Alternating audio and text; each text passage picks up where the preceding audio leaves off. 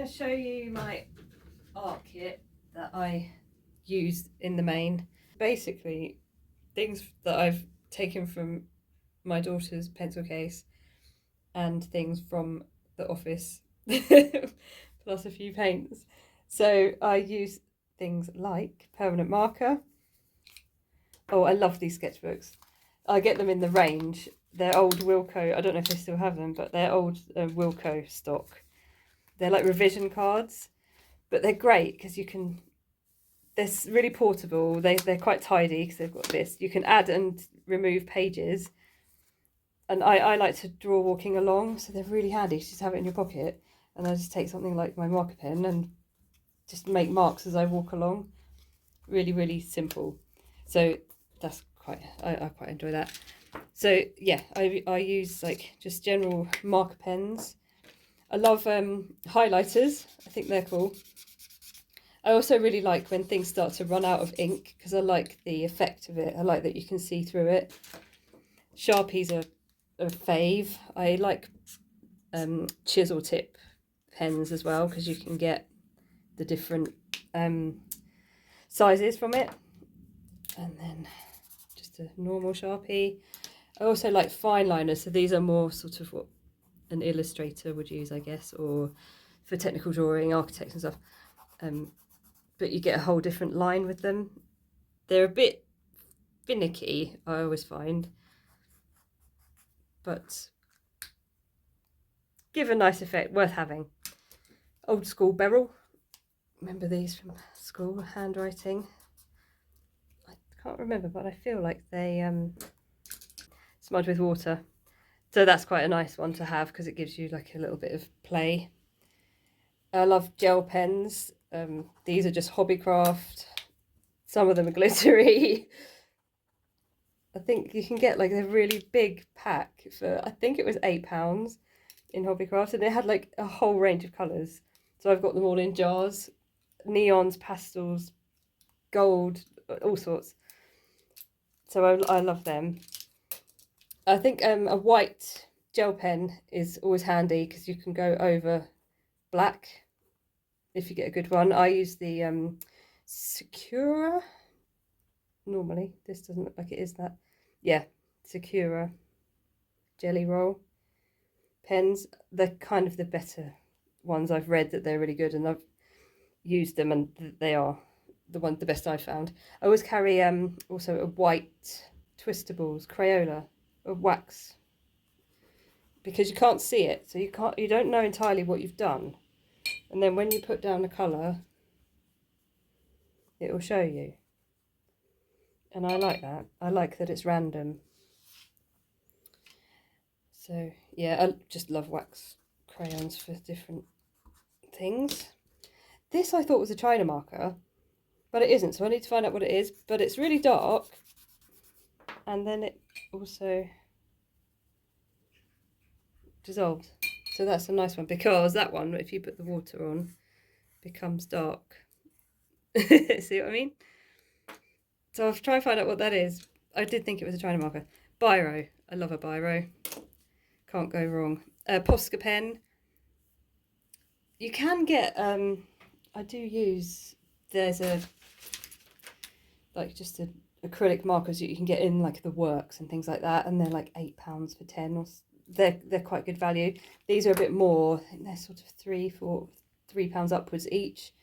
They're better. They're obviously better. They're sort of artist grade, I guess, and great marks. So they're actually acrylic paint in a pen. Quite a lot of artists using that now. A lot of them like murals and stuff. Don't know if that, maybe. And then I like to use any old pencil, but I do like, if I'm kind of going out and drawing, I like these because you don't have to sharpen them. You can just, if it breaks off or whatever, you just get a bit more out. So that's kind of handy. But like maybe if you had a couple of pencils, like a soft and a hard, you'd get, this is a 6B, which is softer. You get, a good range then with those. I also like charcoal. Let's get a different page.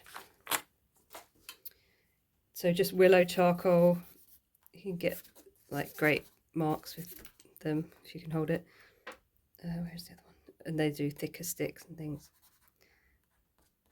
So they're great. I love them for landscapes. So, just what lovely. Great stuff. Yeah, so charcoal's a big fave of mine. Neo pastels. They're Caran d'Ache. I think they're about £2.50 each. Really, really high pigmented pastel. They're not oil based, they're water based. So you can do your normal pastel with it. And then you can also turn that into a paint. You can flick off of them, draw with them when they're wet, so it's a softer line. Really, really nice. Great range of colours as well with those. So it's well worth, if you wanted to get a few of your favourite colours, it's well worth it. And then just pastel. So these are, I've got an oil pastel, so that one will be not water soluble. So I guess you could do the same kind of thing as a wax crayon where you'd get that resisting, but they're great for going over acrylic paint and things like that because they'll just go on top of it. They won't go under it because your acrylic will probably peel off, but then that might give you a good effect.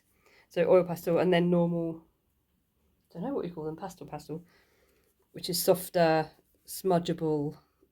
Do they go with water? Yeah, a little. So lots of sort of possibilities there as well. So that's kind of what I use, and it gives me enough to really play and explore and get a range of marks and shapes and effects with those. In terms of paint, I use everything, but for my sketchbooks I tend to just use a little, this is a Winsor & Newton palette. It comes with a little brush. This is generally enough for what you need. It's got your primaries in there, so you can basically make all colours. I also really like to have a gouache. Now I've took mine out of its tube and stuck it in here, but they just come in a tube. You can get them at like the range and things like that, Jackson's, and they're the same as a watercolour. So if you leave it in the palette, you can just reignite it with water ignite, and that will work again. So I really, that's kind of key, the white gouache. I use that a lot. Masking tape I like to kind of put down and use it to make different backgrounds or attach things. If I found a sample or something, I'll stick it in. These are great. They're from Wix. They're just the match pot, you know, when you get the tester pots. So they're just a nice matte paint. Yeah, they dissolve with water, so they're sort of like an acrylic. It's just a cheap and easy way of getting some colours. The other thing that I use a lot is gesso. You can get different kind of grades of it, so I like the fine one. I got this one on from Jackson's. I like them as a base because I think that when you start to they give a nice kind of tooth. They dry quickly. That when you go over them, you then get nice textures. You'll see that in the other video about backgrounds. I also like it for blocking out. If you do something wrong, because they're kind of opaque, you can block things, just go, oh, I didn't like that, and block it over. They're good for a white, mixing as a white. Obviously you use them as a base for paintings. So I love my gesso. Paper clips is the other thing, because I stick so many things in and I write notes on bits of paper and stick them in, or have an idea on, I want to try something on a bit of brown paper or something. So I can always just attach it without having to have a stapler and things. And then lastly, I like a bit of collage, so I collect kind of interesting, like sewing patterns, maps, books, things like that. Not always in neutral colours, because I also, if I've got like a sketch or something like this, which I just really don't like, I can just like rip bits out and like add them in. You start doing that, do a bit of a drawing on there. You've already got something interesting going on. And it took about 3 seconds. Yeah, so keep your mistakes because they might ignite something if you use them as collage or something like that, or an underpainting. Yeah, so that's kind of my kit for my sketchbooking, and I hope that's helpful.